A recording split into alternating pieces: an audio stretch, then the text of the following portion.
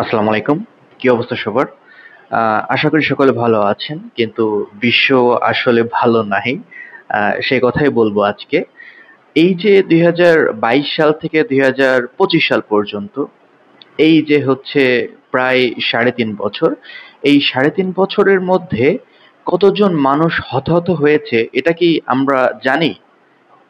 তো আজকে আমরা জানবো যে হচ্ছে ২০২২ থেকে শুরু হওয়া যে ইউক্রেন রাশিয়া যুদ্ধ, এটা ২০২৫ সাল পর্যন্ত এসে কতজন মানুষ, অর্থাৎ ইউক্রেনে কতজন মানুষ হতাহত হয়েছে এবং রাশিয়ার কতজন মানুষ হতাহত হয়েছে, এটা আমরা আজকে জানবো।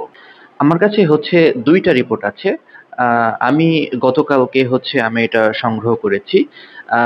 সেটা হচ্ছে ২০২২ সাল থেকে শুরু করে ২০২৫ সালের সেপ্টেম্বর পর্যন্ত রুশ-ইউক্রেন যুদ্ধে রাশিয়ার সেনারা, মানে রাশিয়ান যে সেনারা আছেন তাদের মধ্যে প্রাণ হারিয়েছেন ১০,৯৬,০০০। মানে সংখ্যাটা কত বৃহৎ! প্রথমে বলে রাখি যে হচ্ছে এইটা দাবি করেছে হচ্ছে ইউক্রেনের সেনাপ্রধান গত সোমবার এই দাবিটা করেছেন। এখন বিষয় হচ্ছে যেকোনো দেশ অবশ্যই অন্য দেশের ক্ষয়ক্ষতিটাকে বেশি দেখাতে চাইবে। তো এখানে ১০,০০,০০০ কথা বলছে, ওকে ফাইন, আমরা অর্ধেক ধরে নিলাম। ঠিক আছে? ৫,০০,০০০ এই টাইপের কিছু।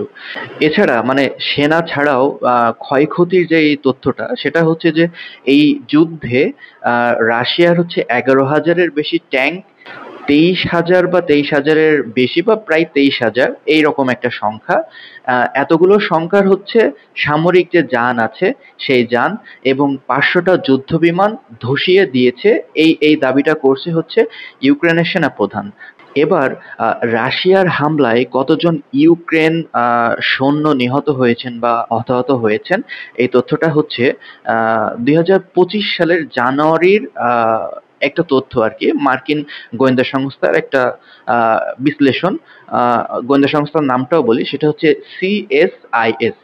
হ্যাঁ, এদের অনুমান হতে পাওয়া যায় যে হচ্ছে মোট হতাহতের সংখ্যা, মানে আহত নিহত মিলিয়ে ৪,০০,০০০-এর কাছাকাছি হতে পারে।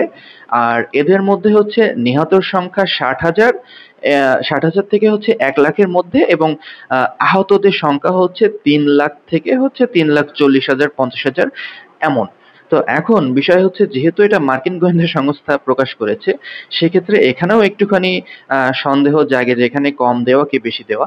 তো ২ টা তথ্য অনুযায়ী আমরা মোটামুটি ধারণা করতে পারলাম, মানে সংখ্যার দিক থেকে ধারণা করতে পারলাম হতাহতটা আসলে অনেক বেশি হয়েছে।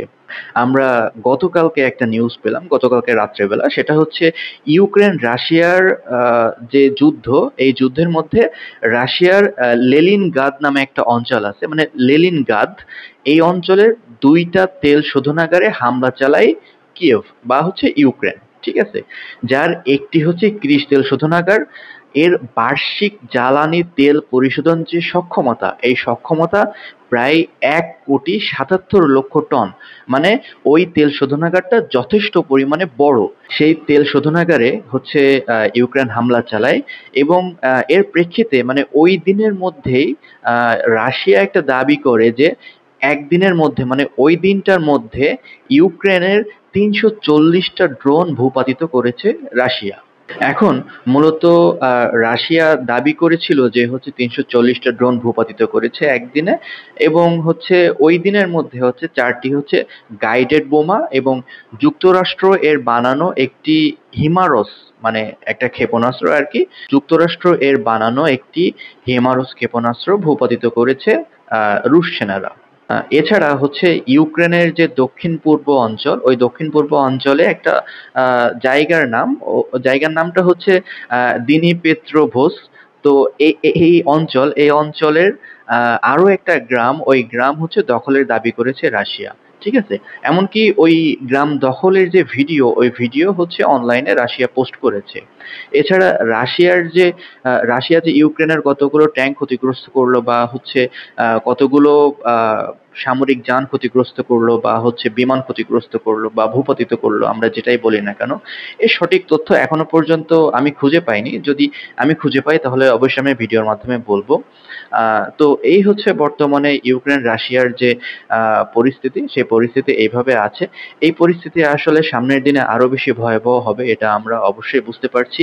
তাছাড়া হচ্ছে রাশিয়া প্রথম দিকে আহ ইউক্রেনকে হামলা করতে গিয়ে হচ্ছে তাদের ড্রোন পোল্যান্ডের মধ্যে প্রবেশ করে, পোল্যান্ডের আকাশসীমায় প্রবেশ করে, তাই নিয়ে হচ্ছে ন্যাটোকে আবার হচ্ছে আর্টিকেল 4 এর আওতাভুক্ত এনে তাদের সাথে আলোচনা করা হলো। আবার ওই আলোচনার মধ্যবর্তী সময়ে আবার হচ্ছে রাশিয়ার ড্রোন ওই দিক থেকে আবার রোমানিয়ার আকাশসীমার ওপাশে চলে গেছে। সো এখন চারিদিক থেকে এইরকমই আসতেছে। সামনের দিনে কি হবে কিছুই বোঝা যাচ্ছে না। তবে ক্ষয়ক্ষতির পরিমাণ যে পরিমাণ হয়েছে, সামনের দিনে পরিস্থিতিতে আরো বেশি ভয়াবহ হবে সেটা বর্তমান উত্তেজনা দেখে বোঝা যাচ্ছে। এছাড়া আমেরিকা আর ভেনেজুয়েলার ওই সংঘর্ষটা আছে ওইদিকে। মানে পুরো বিশ্ব এখন বিভিন্ন জায়গা থেকে দেখেন সংঘর্ষের মধ্যে লিপ্ত আছে। দেখুন কয়েকদিন আগে এই যে নেপালে হচ্ছে জেনজিদের হচ্ছে যে আন্দোলন হলো, আন্দোলন হওয়ার পরে নেপালের যারা হচ্ছে সরকার প্রধান ছিলেন তারা একেবারেই দেশ ছেড়ে পালিয়ে গিয়েছেন, এবং তাছাড়া বেশ কিছু যারা ছিলেন তাদেরকে খুব বাজেভাবে মারধর করে একেবারে অবস্থা খারাপ। যাই হোক না কেন, ওটা পুরোপুরিভাবে বাদ দিই। এখন বিষয় হচ্ছে কি, এই মানে প্রত্যেকটা জায়গায় এক একটা করে প্রবলেম ক্রিয়েট হচ্ছে। আর এই প্রবলেম গুলো আমার কাছে পার্সোনালি মনে হচ্ছে যে এই যে বর্তমানে যে গণতন্ত্র চলতেছে, এই গণতন্ত্র হয়তো তৃতীয় বিশ্বযুদ্ধের পরে ওটা একেবারেই ধ্বংস হয়ে যাবে, তখন হয়তো নতুন আবার সমাজ ব্যবস্থা চালু হতে পারে। তো সামনের দিনে কি হবে সেটার অপেক্ষায় আছি, এবং বর্তমানে কি হচ্ছে সবকিছুর আপডেট আমি জানাবো। সেই পর্যন্ত ভালো থাকুন, সুস্থ থাকুন। আসসালামু আলাইকুম।